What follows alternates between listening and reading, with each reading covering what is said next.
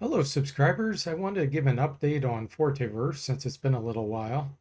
I have made a lot of progress and it's mainly behind the scenes types of things. But I thought I'd just go ahead and play around with it a little bit this morning, show you a few things that have been done. So we're going to create a new party. Name, let's call it D. Create a new party member.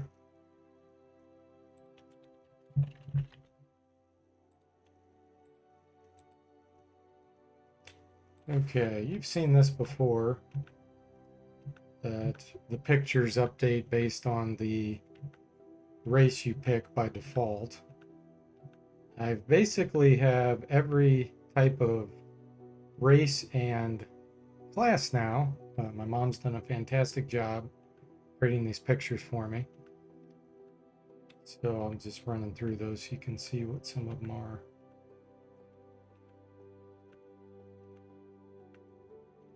Let's go with a trunky, shall we? Vocation, let's see.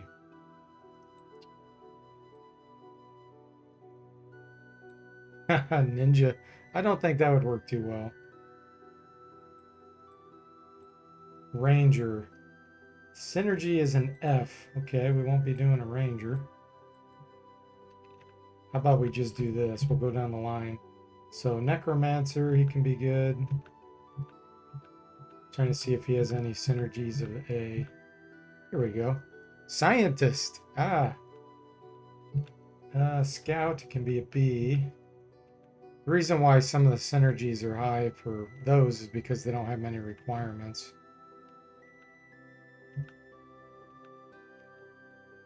Okay. Let's do a wizard just for fun. Go ahead and leave that picture, otherwise we have a slew of pictures to choose from here. I am here. We have added a new voice. I'm pretty good at everything, so I'm sure I can help. And there it is. That's Keith. So thank you, Keith, for the new voice acting. Back so soon? All right, we'll pick Ornery 2. Next, you've seen this before, but I have help now next to each item explaining what it is. So this is going to be a wizard who has 160 strength. Okay, then. Let's see. Can we give him more intelligence? Yes. Intelligence and logic. How about that? Okay. Wizardry will boost as high as it'll go, which is 40. Oratory increases our cast chance. Let's get that up to 40. And let's have him be good with staves, or at least have decent staff. We want to be able to invoke wands fairly well and staves. And let's just dump a few points into the various targeting type skills. Okay, so that's our first guy. Let's create another one. Let's do Bubba, good old Bubba.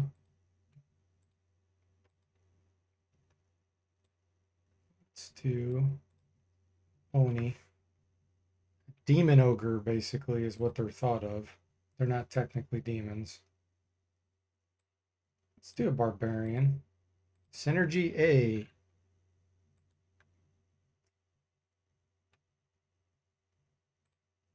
I can't promise anything, but I'll do my best.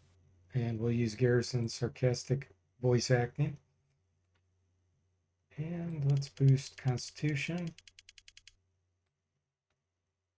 Will. Dexterity and agility. See how high we can get those. 95 agility is the highest that the Oni can have, evidently. Okay.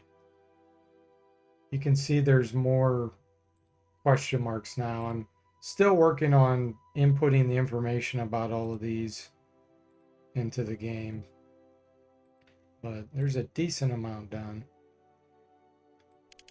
Let's boost his berserk a little more. Let's have him good with axes.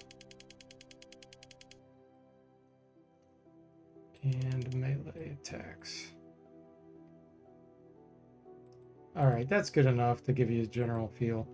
I will show you, you can view party members now through this menu area. Before you had to be in the game, but now you can view it from here. It will now show if a value is lower than the max, it'll show it in yellow there. I think I've shown that before. Skills. Spells, what does he have? Flame Dart, Ice Staff, Shocking Grasp, and Sleep. See, I've kind of color coded this to make it a little nicer to look at. Resistances, looks like he's actually has a detrimental fear resistance, minus 10%. Everything else is 0. And that's the race. The Trunky is vulnerable to fear. Okay, let's go ahead and continue.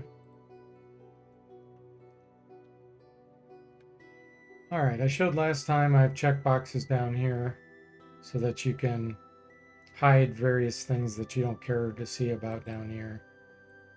Like there, I can take out the general ones. Anything dangerous, for example, you may want to always leave on. Or discovery, I just hit a bunch of discovery messages. Okay, now, the next thing to show is the party inventory that I have implemented. So what we'll do is we'll go view one of our party members, look at their items, and we will, as you can see, he has a quarterstaff, robe, buskins, corn, and water. Let's put some of this into the party inventory. So come over here, move an item, and you can see you can either move them to a specific person, or you can say party inventory. So let's move that to party inventory. So now when we look at that, you can see that this exists for all party members. The cool thing about this is it distributes the weight evenly across all party members. So if you have someone that's really weak, that's okay. Just dump some of the heavy items into the party inventory and it'll spread the load. The other thing is you can equip from there. So let me move another item to party inventory.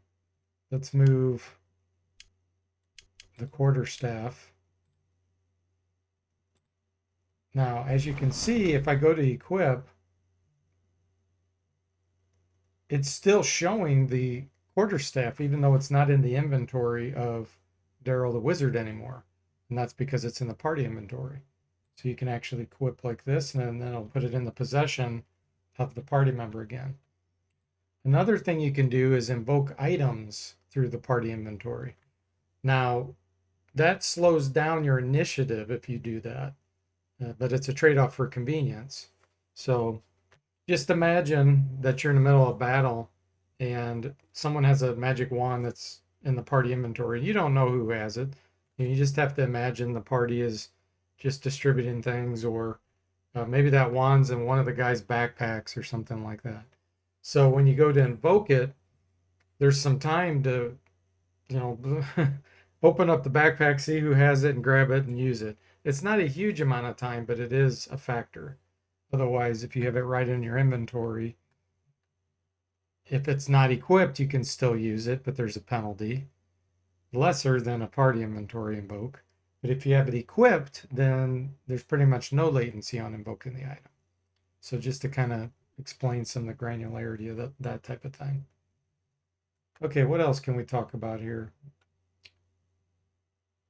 I made it where you can actually click on something on the mini map and it will show what you've clicked on without having to travel there. So that's interesting. I also updated how the pop-up menu works now. So before I had it where when you would do an action, it would shift down the entire screen as it displayed the menu. So I've decided to do a more pop-up type mechanism like this, where you can pick something from the list and then it just disappears that way. I also showed a long time ago that you can actually start typing and it'll filter what you're typing on. That still applies. If I say blacksmith, boom, and I can hit enter, we're going to start going toward the blacksmith immediately. Let's go ahead and go inside the blacksmith and we'll buy an item. So I've updated this list so that it actually is left aligned so it looks a little cleaner here. And I have more icons incorporated now too. You can see I'm still missing some. Like here, it's not displaying an image properly, and here. I made the copper stand out more so you can tell how much things cost easier at a glance. But yeah, this is a little bit smoother and allow you to buy whatever you want as long as you have the money. Here it says not enough money to buy the corrosive maul made out of hard stone. We'll go ahead and try to sell something. And what you'll notice is the shopkeepers will only buy items that are either of the same type that they want to sell or have the same purpose. Purpose means like if it's a weapon, if it's armor, food, those types of things. So as you can see, he's wanting to buy weapons and armor. He will not buy the food or drink.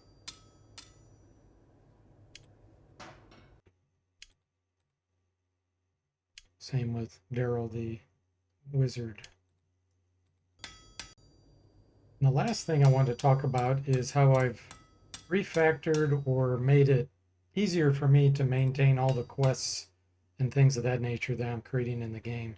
Since this is a massive multiplayer online RPG, the server will be up almost all the time, and I need to get data into the system dynamically.